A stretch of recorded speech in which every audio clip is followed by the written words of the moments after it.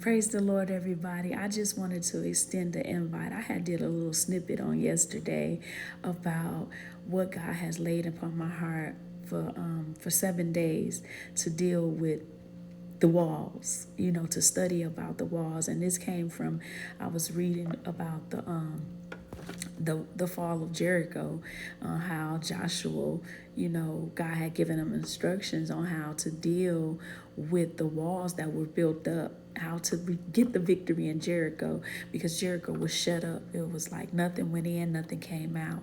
And man, I started thinking about that thing, and I said, that sounds like something that I went through.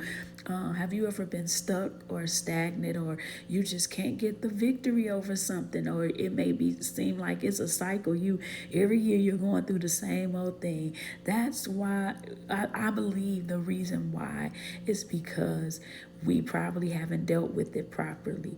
God will give us strategies, He'll give us instructions, and then we have to consecrate ourselves about that. You have to study those things that tries to hinder you, or things that you're going through. And that's what I did. I found myself in a place where I had unhealthy walls built due to trauma, the trauma that I went through in my life. And I started thinking about that thing, and it just kept going and going.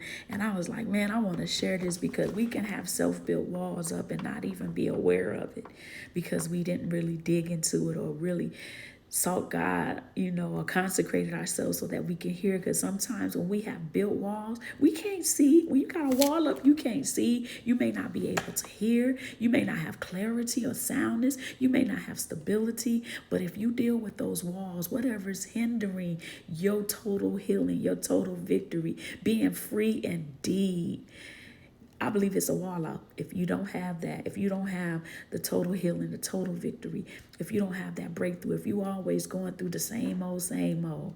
So I just want to challenge y'all for these next 6 days. Yesterday started day 7. So today is day 6.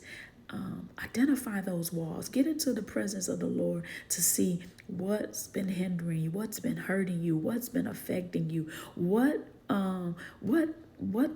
you're going through. Deal with that thing. And these are some walls that I just want you to share with you that that has been a blessing to me. I thought about those walls, those self-built walls of when we've been wounded by faults and offenses, sometimes unforgiveness, resentment, trauma and triggers, rejection and abandonment. Sometimes people have walls of addictions up,